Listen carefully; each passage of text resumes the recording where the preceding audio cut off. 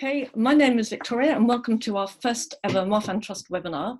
It's going to be a crowded hour, densely packed with expert content, after which you will no doubt have some questions. I will therefore keep this introduction short and sweet. We will hear first from Elizabeth Malkin, who's very kindly agreed to share her experience of IVF and pre-implantation genetic diagnosis, PGD. Then we'll hear from the PGD guru, Audrey Deering, a genetic counsellor from Guy's and St Thomas's Hospital. And finally, our medical director, Dr. Anne Child, who will talk of PGD in the unique context of Marfan syndrome. We will then offer the stage to you, our audience, for questions. Just quickly, some house rules with which you're probably already acquainted in our Zoom saturated world. We're recording this webinar, as you can see. Should you wish to remain incognito, switch off your video icon, which you're largely doing. And so we can have optimum sound and can hear the speakers clearly. It would be great if you could remain muted until if and when you have questions to ask. This is a nice, intimate, small gathering, and there should be time for questions from each of you, which you can ask yourself by raising your hand or through the chat feed if you just want to type your question. But of course, if something occurs to you later on, as it often does after the webinar, then please do send your question to us at the Marfan Trust. Thank you.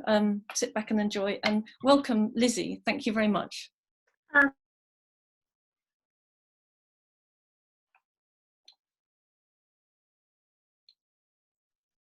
Just unmute myself. I need one of those. Guy on my team is a I'm on mute mug. I definitely need one of those nowadays. But my name's Lizzie. I've been invited along just to talk about our experience about going through PGD IVF. Me and my husband Matt, we've now got a son Nathan, who's now 15 months this week. He took his first steps yesterday. I missed them at work, but Granny captured them early.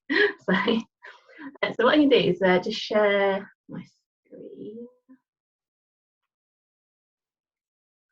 Oh, host disabled participant screen sharing. Are you able to enable me to share the screen?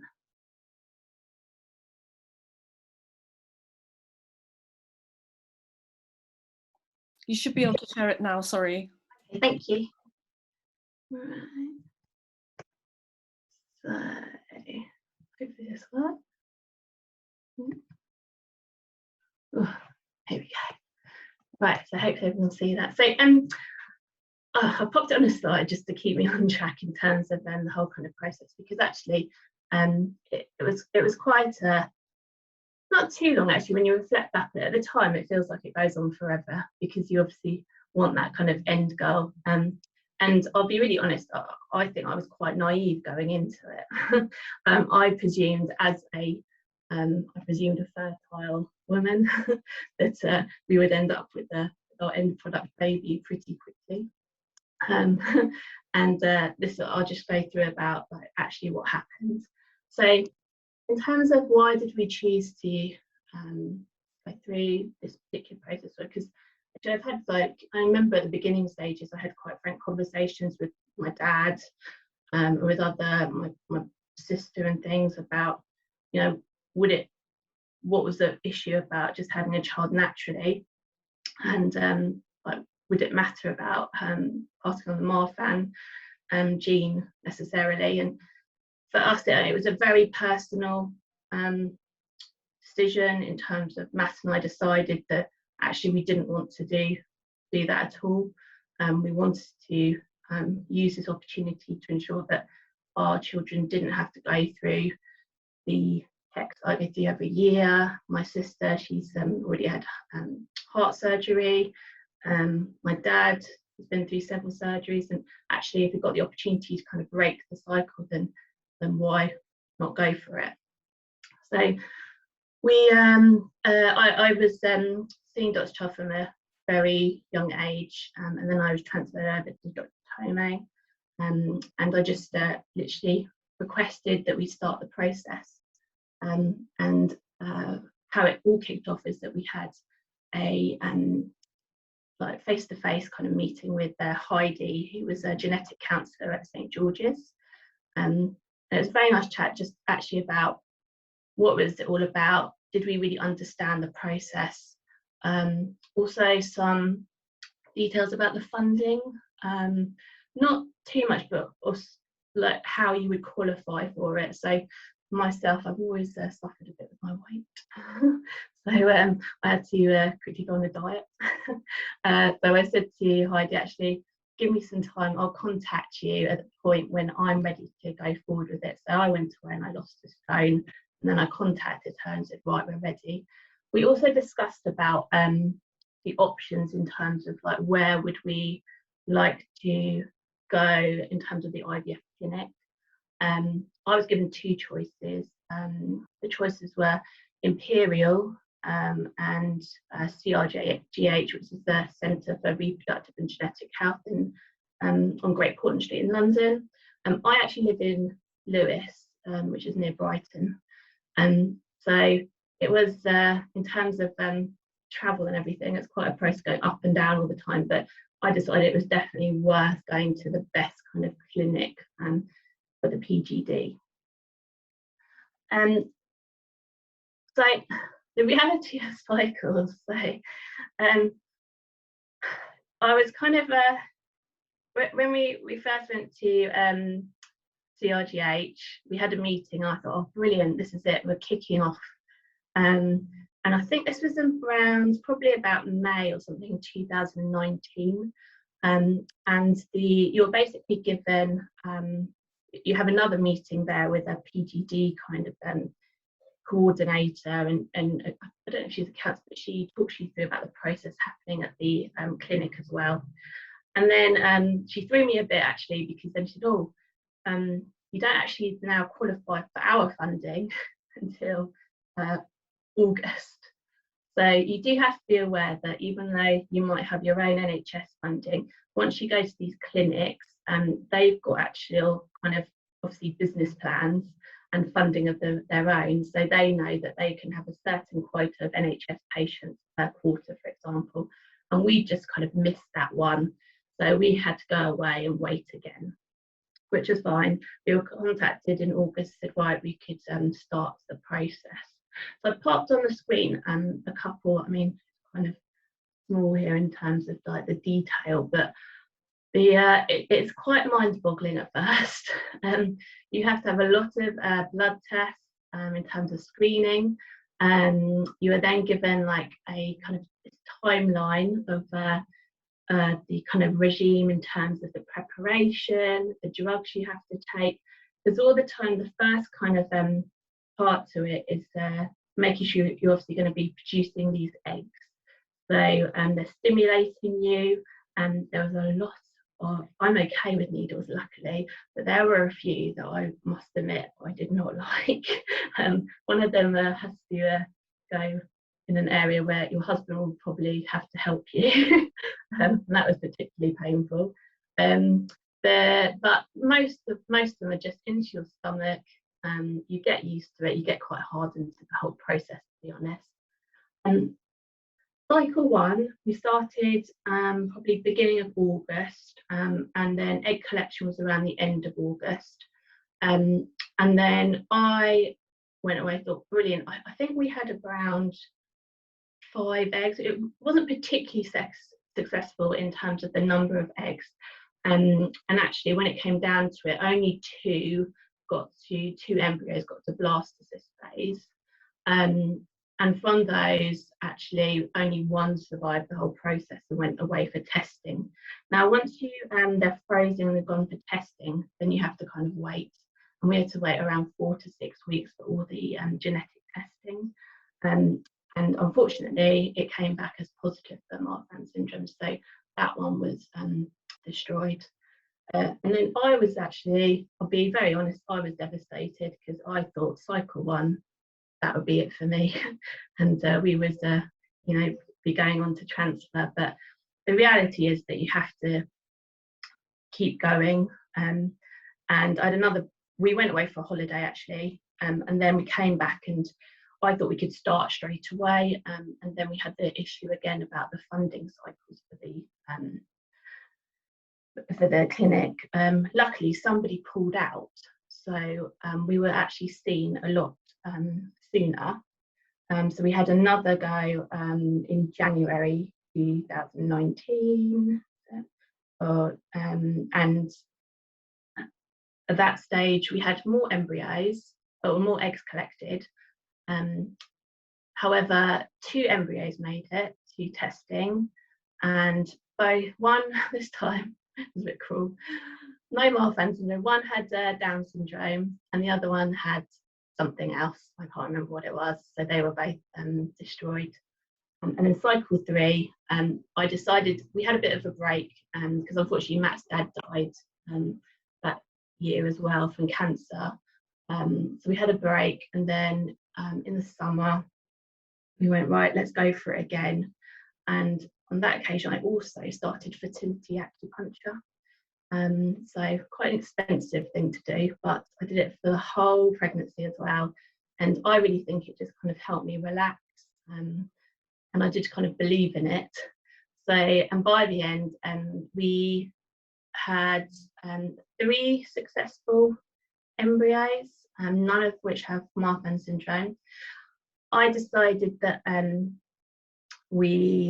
well, no, I didn't decide. I was advised that we could only have transfer of 1. So basically the transfer, that's Nathan.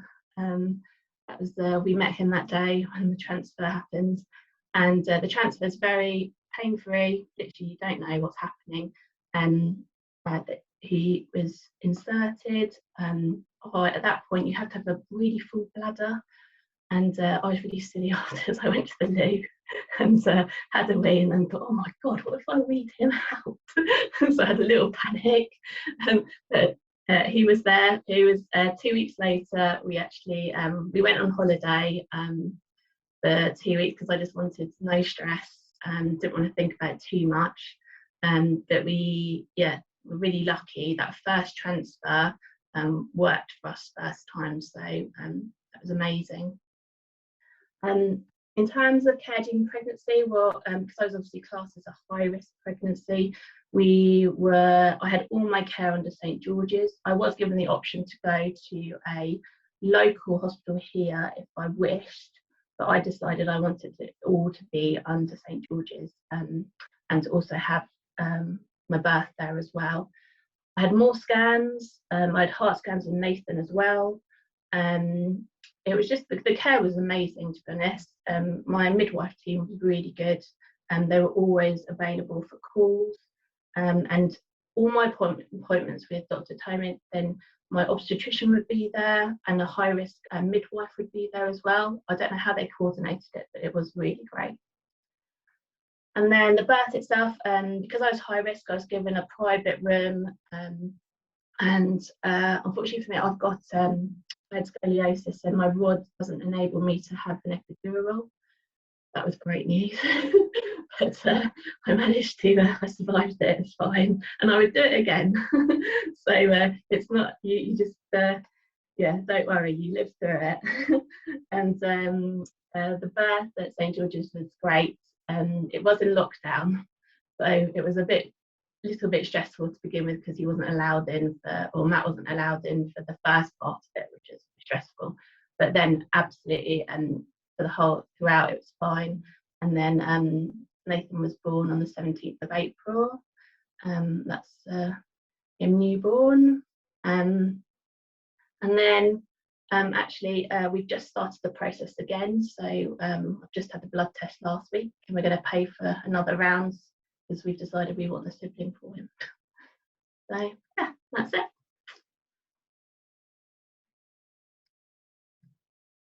I'll just stop sharing, thanks.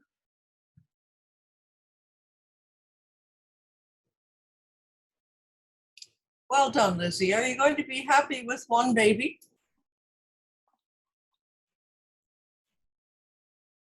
She's muted. Are you going to be happy with one baby? Yeah, well, we always wanted, we did say at the beginning, we did ask for whether we could have twins, and obviously they kept saying no. So just get it all out of the way.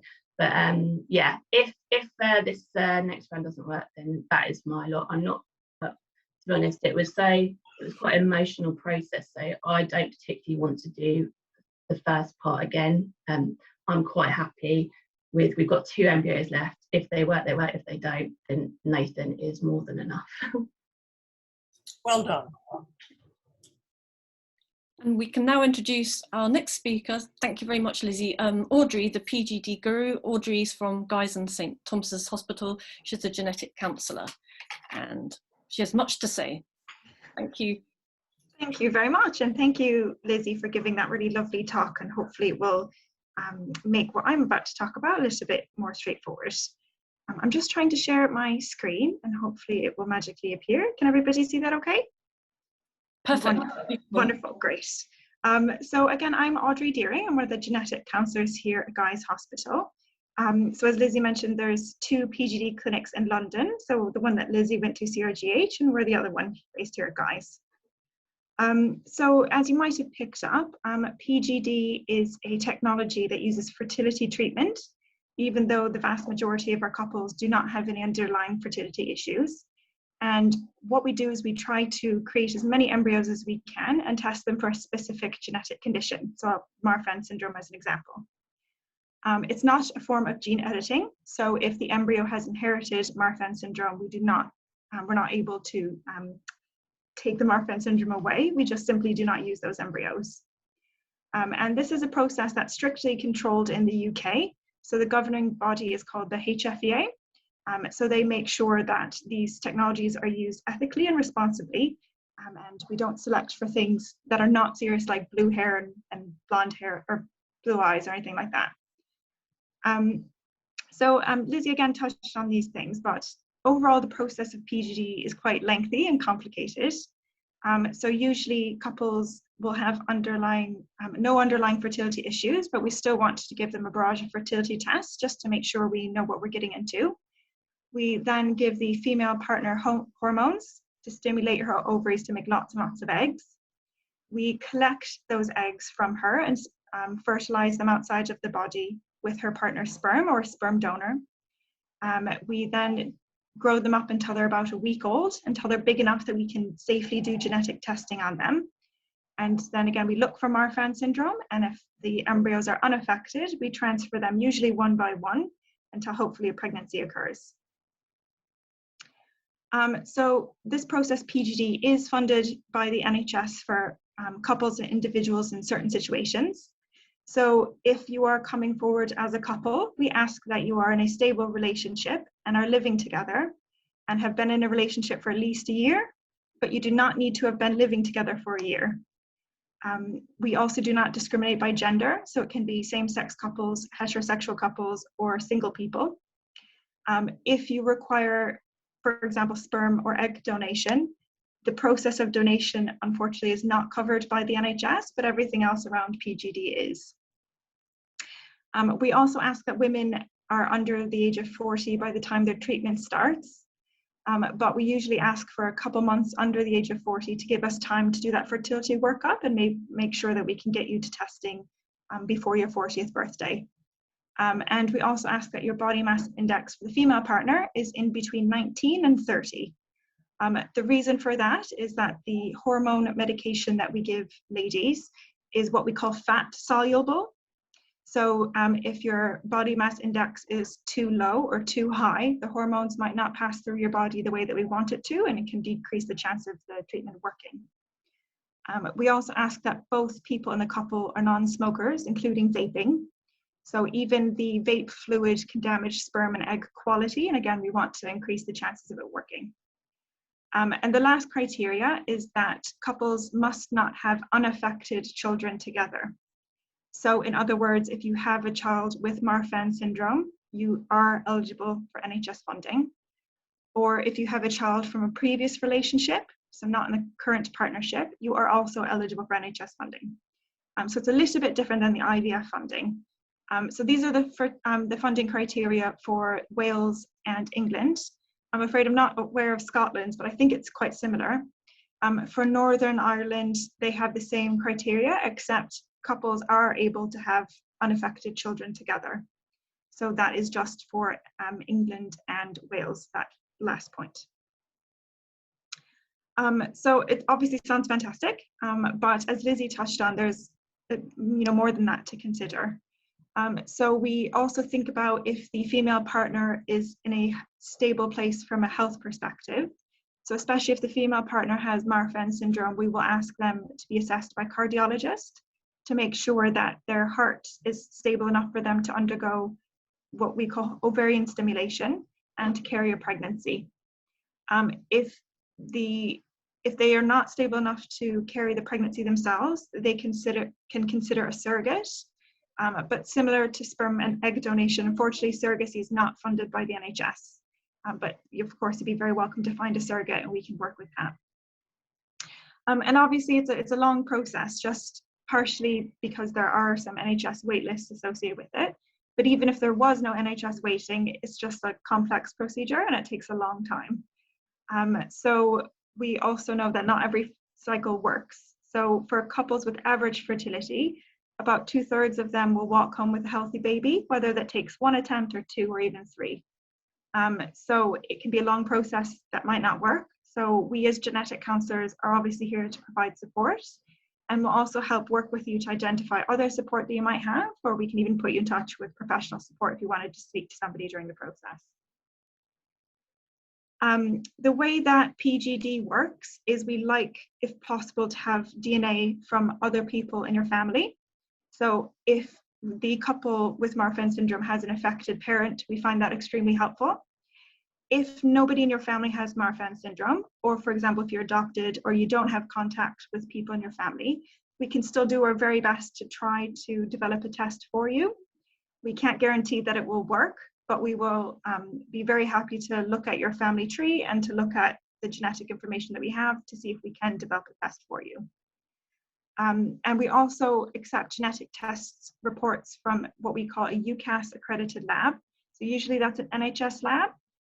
So if you had your test done maybe in a research setting, or maybe you had your test done a long time ago, we'll ask your genetic counselor to repeat that for you, just to make sure that we're working on the best possible information.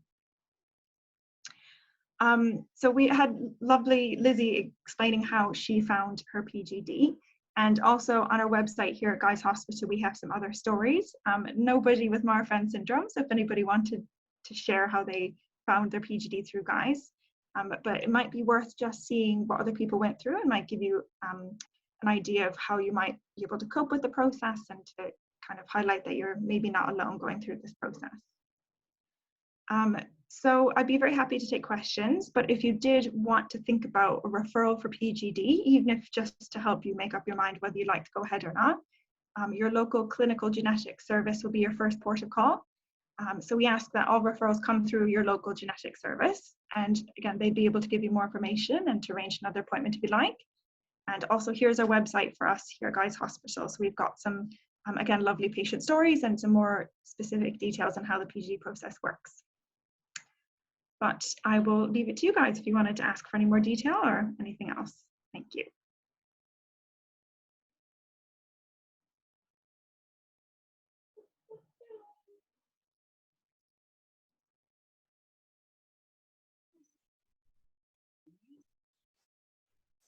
Thank you very much, Audrey. I think Anne will speak next, and then we can open the stage for questions. So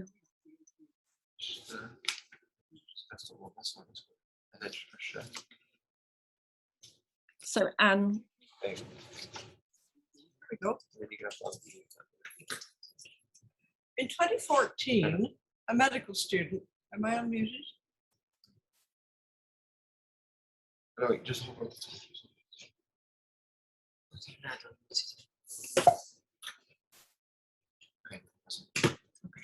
In 2014, a medical student helped us at the Marfan Trust by administering a questionnaire about the acceptability of prenatal and pre-implantation genetic diagnosis. Next slide.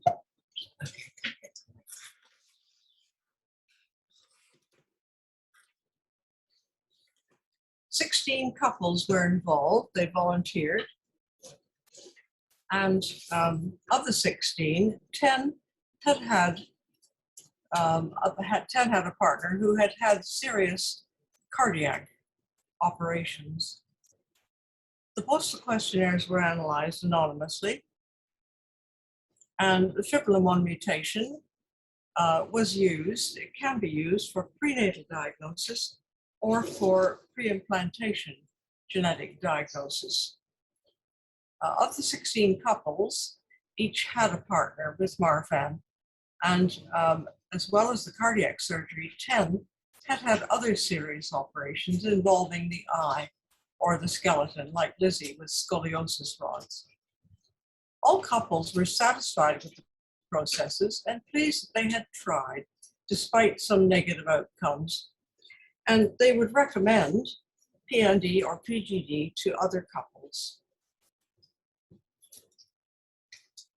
They all required a GP referral for early genetic counseling at their regional genetic center. And this is imperative. You can't self-refer, unfortunately. The reason for this is that the regional genetic center is responsible for checking that the DNA mutation is causative and is suitable for using for prenatal screening. As Lizzie has mentioned, and as Audrey has mentioned, the PGD preparation is fairly lengthy, so it takes about a year from the first referral for PGD. The maternal age cutoff is because of reducing fertility as the woman gets older. So the earlier the couple can ask for genetic counseling and referral, the greater their chances of success. Now in this slide, I've summarized the techniques used and the outcome. And we can see that of the 16 couples, in the first pregnancy, 7 had chosen prenatal diagnosis with placental biopsy, and 3 had chosen pre-implantation genetic diagnosis, while 6 opted for natural conception with diagnosis after the baby was born. Back to the left, the prenatal diagnoses yielded 3 unaffected fetuses who went to term and 4 affected fetuses who were terminated, and this the couple had decided before commencing the pregnancy. Of the 3 PGD conceptions, 3 unaffected children were born, and of the natural conceptions, when the babies were tested after birth, 3 were shown to be unaffected, 1 tested as affected, and 2 were not tested. This was by parental request. And in this case, we do insist that the baby be screened as a newborn and regularly thereafter, so that we don't miss dislocated lens or congenital structural heart disease. And this carries on until the child is obviously either affected or unaffected. Back to the left, the second pregnancy yielded 6 babies. 3 were conceived and tested with prenatal diagnosis. 1 resulted from sperm donation because the father was seriously affected. And 2 were natural conceptions tested postnatally. Back to the left, the third pregnancy for these couples, there were 3 babies and 1 was tested with prenatal diagnosis and 2 were conceived by PGD. So in summary, there are techniques that can be explained by the genetic counselor, and the message from that slide is that you can change techniques depending on the outcome of the first pregnancy. For example, if a couple use PGD and fail to conceive, they can always attempt a natural pregnancy and have it tested by prenatal diagnosis. I'd just like to stress how lucky we are here in England to have PGD available as a technique. 5 years ago, a young Tokyo couple came to London they had persuaded their employers to second them to London for 2 years because they didn't have PGD available in Japan.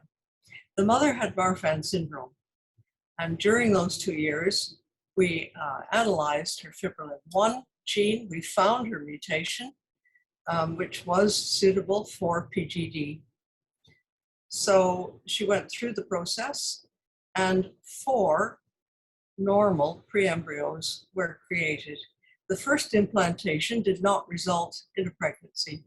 The second one resulted in Haruto, their son, who was born 9 months later back in Tokyo. And you can see the mother keeps sending me photos. He's a delightful child.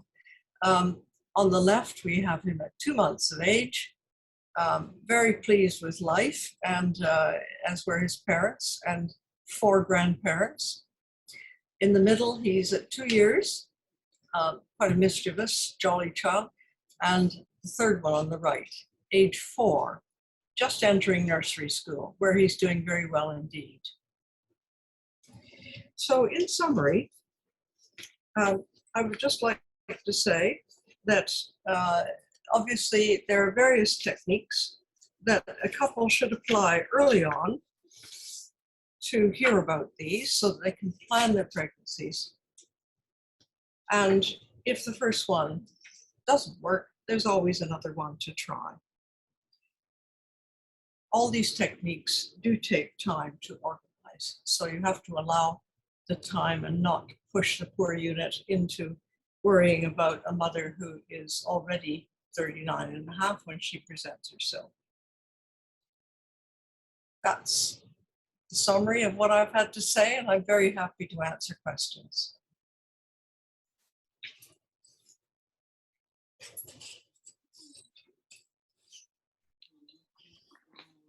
Thank you, Anne. We invited questions beforehand, and one participant has asked something very specific of Audrey, which I think you integrated into your presentation. They have Marfan syndrome, but are adopted with no means of testing family history, with an added complication of polycystic ovaries. And they're worried that their chances would be diminished by those two combined. Yeah, so with regards to the polycystic ovaries, we would, that is not necessarily to say that she would not be successful. So we would monitor her probably extra closely, but actually some women with polycystic ovaries respond better than average to the hormone treatment. So we would of course keep a close eye on her, but that's not to say that it wouldn't be successful. And with regards to somebody who's adopted, unfortunately, sometimes it means that we're not able to offer PGD, but it depends on exactly what type of gene change has been found in the fibrillin gene. So most of the time we are able to offer it for adopted individuals, just rarely we're not able to. So if you wanted to ask your genetic counsellor to refer you to one of the PGD clinics, they would look at that specific fibrillin gene change and hopefully would be able to take you guys forward. So I hope that does work out, and I hope that helps. Thank you very much indeed. Another question was somebody who's feeling impatient. They wanted to know why the journey took so long. There seemed to be a long preamble with counselling, and is that mandatory? Yeah, so there are quite a lot of steps. So you know, even IVF without genetic testing takes a long time. And if you add on the fact that doing the genetic test, depending on the centre, almost always they design a PGD test that's unique to you as a couple, which makes it very, very accurate, but it just means it takes longer because we can't do the same test for different couples. So it is just, you know, partially the NHS, but mostly actually just because it is such a scientifically complex procedure. The counselling that we do isn't counselling in the traditional sense of the word, in that we're not trying to dissuade you or to make sure that you definitely want it. It's actually more about making sure that the correct laboratory work has taken place, and to, you know, they might ask you to have medical checks, like I mentioned, from your cardiologist. So we use the word genetic counselling, but actually it's slightly more practical than that. So we will ask you to have genetic counselling, but again, it's quite action focused and not as much psychotherapeutic counselling. Thank you very much. That's a very comprehensive answer. I've made a note of that. Does anyone else have a question to ask of Lizzie, of Audrey, or of Anne? You can ask any. I'll scroll through to see any hands up. I can't see. Hi. Hello there. Can you hear me? Yes. Hello. My name's Matt. Thank you so much for your talks. They're really, really useful and full of great information. I would be grateful if either Audrey or Anne could elaborate on the alternatives to PGD, particularly amniocentesis. So post testing of a fetus, as it seems it's currently unfortunately something that we're now considering, having not had much luck with PGD. So be grateful to know a bit more about the practicality of that process. Thank you. Anne, would you like me to answer, or would you like to answer? Oh, you're on mute, sorry, Anne. Oh, sorry. Yeah, would you like me to? Go ahead. Okay. So if a lady happens to fall pregnant and is interested in things like testing, then normally we would ask you to get in touch with your local clinical genetic service as soon as she feels comfortable to do so. We would normally ask her to have a scan when she's around 9 weeks, just to double check exactly how far along she is. And then the earliest that we could do a test would be in London, I suppose. So in different centres it might be different exact days, but it's usually between 11 and 12 weeks would be the earliest that we could do a test. When it's that early, we do a type of test called the CVS, which is similar to an amniocentesis. It's just with the CVS, we remove a piece of the placenta, because the placenta will have the same fibrillin gene as the baby or the pregnancy. Once we do that test, it usually takes just under a week to get the results.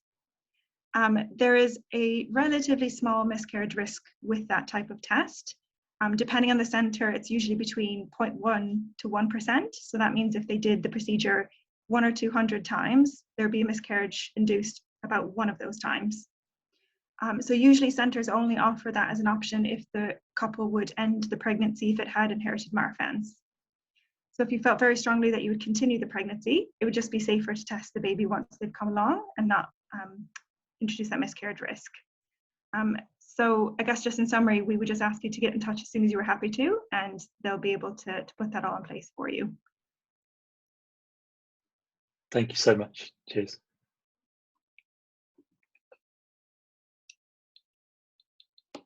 Does anyone else have anything to ask?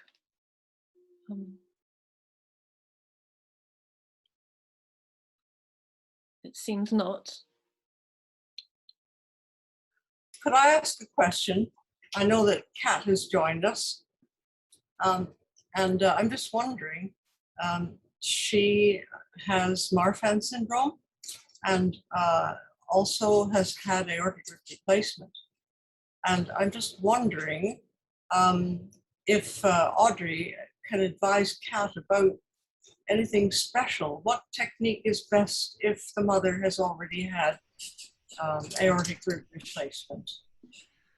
So what we would normally do is we would ask Kat to be seen, or a lady in a similar situation, by an obstetric specialist. So this would be a specialist who would be able to coordinate with your cardiologist and to work out how happy they were, again, for you to have what we call ovarian stimulation and to carry a pregnancy. Some women, they are happy to support that. They would just maybe monitor people a bit closely. We would also take extra precautions if you wanted PGD. So when we do the egg collection, women are given what we call heavy sedation. So they're technically awake and they can technically walk and talk, but they are very groggy and out of it. So if a lady has had heart changes or heart problems in the past, we would often do that in a full hospital setting rather than an outpatient clinic, just to keep an extra close eye on them. But for some women, their cardiologists are happy for them to have ovarian stimulation, but not necessarily to carry a pregnancy. And I suppose that's where surrogacy can come in sometimes. So that would be, we would create embryos from you and your partner, but a different woman would carry the pregnancy. Although we don't find people surrogates ourselves, we can put you in touch with people who can work with surrogates. So I guess, you know, each case is a case by case, depending on your health and what team you have supporting you. But I guess we just want some specialist advice. And if they did not think that carrying a pregnancy would be safe per se, then there are options to help you have a biological child. Can I ask about warfarin use as well? Because most people who've had aortic replacement are on warfarin. I know for surgery, they're taken off warfarin and put on heparin, which is short-acting, and then the INR is watched very closely. But what do you do if you've got a 9-month pregnancy and warfarin is not an option? So I suppose my area of expertise is more around the PGD process itself. So I'm not exactly sure about how they monitor during pregnancy. But again, we would normally ask people to be seen by an obstetrician before they fall pregnant to make all these types of arrangements. And I suppose, you know, during the egg collection, that's done with a needle. And we can't necessarily see if there's bleeding. So sometimes they do adjust medications before egg collection for that reason. And we usually prepare all these things in advance so we don't have any unhappy surprises. So it's a team effort. It's a team effort, absolutely, yeah. And I guess, you know, that question that Victoria mentioned about why do they need to have counselling, these are the types of things that we think about at an early stage and try to get all the plan in place again so we don't have anything go bump, hopefully. Can I ask another question and be really piggy? As the Marfan Trust, we have 3,000 members throughout the United Kingdom. And sometimes we get queries from all the 4 countries that participate. And I'm just wondering if you can tell us, are the number of centers offering PGD, are they increasing? Because you would want to refer a couple to their nearest center rather than dragging them all down to London and back. Absolutely. So I think it's quite strictly regulated PGD. So there's quite a high burden of proof a fertility clinic has to meet to be able to offer PGD. So I have heard of some centres that were trying to start PGD and unfortunately haven't been able to. That being said, there are centres around the UK. So I'm obviously most familiar with what we offer at Guy's. So there's what we call satellite centre, which means you have a majority of your treatment locally and then some specialist treatment you come to London for that. So we have centres in Leeds, Sheffield and Exeter. And I know that there's no PGD clinics that I'm aware of in Wales or in Northern Ireland. So unfortunately they might have to make a trek out to us. So I think there are certainly much more PGD referrals than there used to be. But again, because it is so strictly controlled, I'm not sure how easy it is for new clinics to pop up. Thank you very much. You've brought us up to date. Christina has a question of Lizzie. How old were you, Lizzie, when you started the process, and how old were you when you gave birth? Thank you. I was a little bit later. My husband's a bit younger than me, 5 years, so it took him a while to catch up wanting a child. So I was around 37 when I started thinking, right, we're going to be doing it. And I gave birth when I was 39. Yeah. So just I must admit I was slightly panicking, because we were getting near that 40 mark. Yeah. Thank you. Thank you, that's brilliant.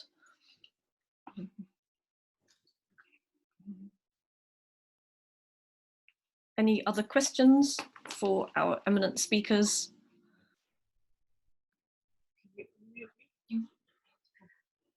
I think Dr. Sagar has joined us. Anand, do you have anything to add to this discussion about Marfan syndrome?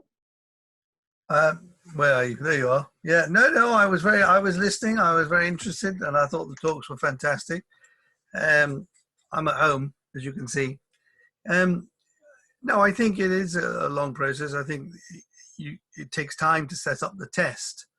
You've got to remember you've got a tiny amount of, nice to see you, Audrey, by the way.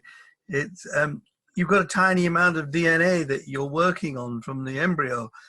You've got to make sure that test is reliable and it works. And we didn't go into details about how the technique and the technology works, but you've got to make sure it's right, because in the end, that's why you're using this process. So you do have to be patient. And that's why having more family members is helpful, because you can be more sure about the region that you're testing. Just because you're not actually testing for the specific mutation, you're testing for the markers and the pattern of the gene sequencing around the gene. So, you know, it takes time, and it wasn't always possible before, but it is possible. It is a team effort, and every case has to be taken and treated differently, and their own individualized plan made for them. But the main thing is if you're going to do it, try and do a bit earlier, rather than having a big rush at the end. Thank you for that. Matthew, you appeared and then disappeared. Did you have a question? Yes, I'm sorry. I did. I posted it in the chat. Yeah, I've just read it. Yeah, so about the acupuncture. Yeah. Yes, the acupuncture, I kind of came across it just by chatting to a friend, because I was just down in the dumps, and I just wanted this last. I was petrified this last cycle of the egg tube wasn't going to work, and we decided, you know, if that wasn't going to work, then the next thing we were going to do was maybe look at egg donation. So I was like, right, what can we do to throw everything at this? And so a friend told me about this local, well, she's got a clinic in Brighton, and I phoned her, and she was like, when are you starting your cycle? And I said, come in straight away. So she saw me, and we just talked through about the process. And like I can't say I totally understand about acupuncture, but at that point you're so desperate you just want to try anything. So I thought it helped me relax, and I think that was the key to that last cycle, to be honest, that I was just chilled out and I wasn't stressing as much. If you have a look online, you'll be surprised at actually how many fertility, like acupuncture clinics, actually have fertility specialists. But I would say wherever you're living, just Google it and have a look and see whether you can find any recommendations as well, just from word of mouth. Because I'd literally never come across it, and I was really surprised that like half an hour down the road from me was this specialist fertility clinic. So yeah, that's literally just how I came across it. It was around £50 a session, and I was having them at the because she deals with a lot of IVF patients. She knew at what point she needed to see me, so she would tell me, oh no, I don't need to see you for 2 weeks now. So they don't rip you off or anything. They literally just see you when required, and yeah, I would do it again. Thank you so much. No worries. And Leah has asked of anyone, she has Marfan syndrome, hasn't had any surgery. Would you advise starting PGD whilst she's fit and healthy and no surgery on the cards? Because if she were to have some sort of heart surgery, would this process then be delayed for her to recover? I don't know whether Anne could ask. Oh. So, sorry. Yeah, you go ahead. Okay, sorry. I'm sorry, Audrey, go ahead. Okay, so yeah, so we would ask you to fully recover from your surgery before you went very far with the process. So we would normally ask your cardiologist or your surgeon when they think that would be. But depending on how major the surgery is, you know, that could take 6 months to a year. So if you were very healthy and stable, then I suppose it probably would be the quickest if you went before you had any surgery. Of course, we would want you to have the look after your health more than anything else. So if you needed surgery, we would of course suggest to have that first. But if you didn't for the moment, then yeah, it might be worth thinking about family planning first. Can I just add to that and say that if the echocardiogram immediately before becoming pregnant shows that the aortic root is 4.2, that's the upper limit, really, that we would allow to commence a pregnancy. If it's any larger than that, during the pregnancy, you expect the root to expand because of the high estrogen levels. So you want to avoid getting into trouble. But the Japanese couple that I mentioned earlier in my talk, the wife's echo was 4.2 centimeters aortic root diameter. And we had her in once every trimester. And the decision of how to deliver her was based on her echocardiogram in the last trimester. Because if we had seen that it had expanded to a dangerous point, we could have offered cesarean section. But as it was, her aortic root didn't move. It was 4.2, 4.2, 4.2, which was delightful. So she had a normal labor with no prolongation. And baby was born naturally. And she's still having echoes yearly back in Tokyo. We do also ask for an echo at 3 months after the baby's born, because sometimes dissection can occur in that period because the aorta is being weakened during the pregnancy. So we have to be very careful about monitoring the mother's heart during pregnancy and after. We have an expert at St. George's Hospital, a surgeon, who has operated on about 30 pregnancies of Marfan women who didn't know they had Marfan syndrome when they got pregnant. And they're flown in by helicopter because they've dissected or because they have a very large aneurysm. And she's managed in 29 cases out of 30 to save the mother by operating and to save the fetus. But one was lost because obviously when you operate on the heart, then the placental supply is not normal for the period of the operation. So, but we don't like to put the mother or the baby or the surgeon in that position. So it's always best if the patient is already diagnosed before they become pregnant and we know that their aortic root is stable and 4.2 or less. I think that, can I just add in there, Anne? Yep. That's part of the assessment, and that's why the cardiologists are involved in the care, not only at George's, but also at the Brompton and other sites around the UK. And if the aorta, I believe the figures I was quoted by Dr. Swan, who's since left the Brompton, were that if the aorta was above 4.1, there was only a 10% risk of rupture in the pregnancy. So then, 90% is actually fine, providing you're followed up. But I've definitely had a few women who've chosen to have the surgery first, and then when they've recovered, as Audrey says, to then have IVF and a pregnancy, albeit by whatever method. Thanks. Yeah, I just add that that care in terms of my heart was the thing that was really, really important to me, because it kind of petrified me that something was going to happen. Obviously, I wanted to survive the process, and I haven't had heart surgery, luckily, but I was really monitored. They changed my medication over to bisoprolol. They took me off losartan because it does affect the fetus. But I was very lucky that there was no change throughout my whole pregnancy. And now going into planning for this second one, they've been very quick in terms of having an echo as soon as possible. And also, I've just literally last week had a MRI as well. So the care is outstanding in terms of they really keep an eye on it, and that communication between maternity teams and the cardiology teams is superb.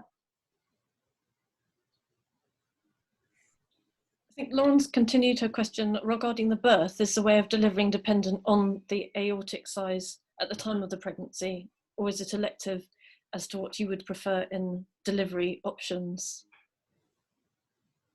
Well, I think I mentioned already that if the aorta was enlarging actively during the pregnancy, the option is to perform cesarean just so that the mother doesn't have to go through a long stage of pushing and breathing and suffering pain and so forth. The mode of delivery is really determined by the obstetrician and the cardiologist. Obviously, the mother's choices would be taken into account, but if it's a question of saving mom's life and making sure that baby is delivered safely, then I think cesarean would be an option. Yeah, okay.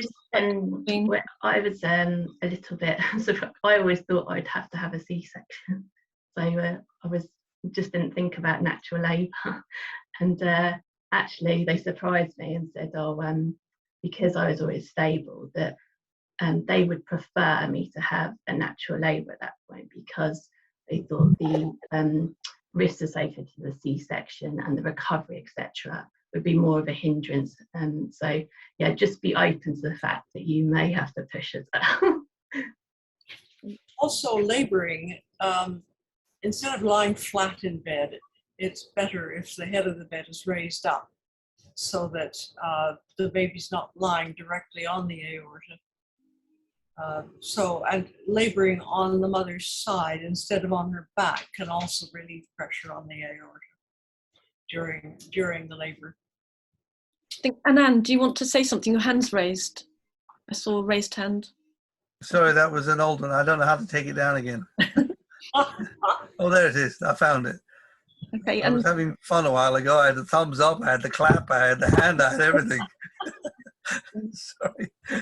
Lee would like to know of waiting lists for PGD. I think that's a question of Audrey. There's not a significant waiting list for the initial appointment to make a plan for PGD, but there are mini wait lists throughout the process. So often you might have to wait a couple of months for the fertility checks and for your treatment schedule to start. So I would say that there's no wait list to make your plan, but the plan might have waits in between, if that makes any sense. Thank you very much. Any more questions, folks? I think we've exhausted the chat feed. And it's actually 1:30 when we're supposed to officially finish, but anticipated it going on for longer. We can end now if everybody's amenable to the idea. And of course, if a question occurs to you later, once you've absorbed all the information, just send it to info@Marfan Trust and we can help answer it for you. Yeah, can I just say, a resource also that you could find, because I found actually there wasn't really a lot of, I didn't know where to turn to in terms of talking to other people that are going through it who had the same condition as me, in terms of having Marfan syndrome. So I mean, I just went on like Instagram and things and searched the couples that were going through PGD, and I actually made some good friends on there. And you don't have to be, have Marfan, but if you want a realistic and a picture and kind of sharing a journey, then I'd really look maybe at social media in those cases to find those women who are living through the same thing as you. May I just say that Victoria's been very active this year in trying to set up peer-to-peer support groups within the Marfan Trust. And I'm just thinking as we talk, especially when Lizzie said she had trouble finding somebody else in the same situation and hearing what they'd gone through. Perhaps this is one thing we could offer if we threw out a request for couples who'd used PGD to actively support couples thinking about the process or going through it. I'm sure we could do that, and that might be quite helpful. Yes, please. Do you think we've come to a natural close, Anne? I think so. Any last minute questions? There's conversations going on in the feed. Gurpreet, did you have any questions having listened to it? Gurpreet is our fundraiser. No, I think it was really well done, and hopefully we'll be able to offer more webinars like this as part of our membership offering, and just in general if anybody wants to attend. But there will be more coming up throughout the year on different topics, so definitely stay tuned. And I think it's come to a natural end actually. So like Victoria said, if there's any questions, please email info@, and thank you so much for attending. Thank you. And thank you very much to our speakers, to Elizabeth Malkin, who's generously donated her time and has done a brilliantly descriptive account of her experience, and to Audrey Deering for all the information, and to Anne. I think we've had hopefully a comprehensive, complete picture of PGD, I hope, for everybody. Thank you, Victoria, for organising it. Yeah. Thank you. And yes, feel free to write to info@Marfan Trust for peer-to-peer support, questions, or anything. Thank you. Thank you, everybody. Lovely to meet you all. Take care. Thank you. Bye. Bye. Bye.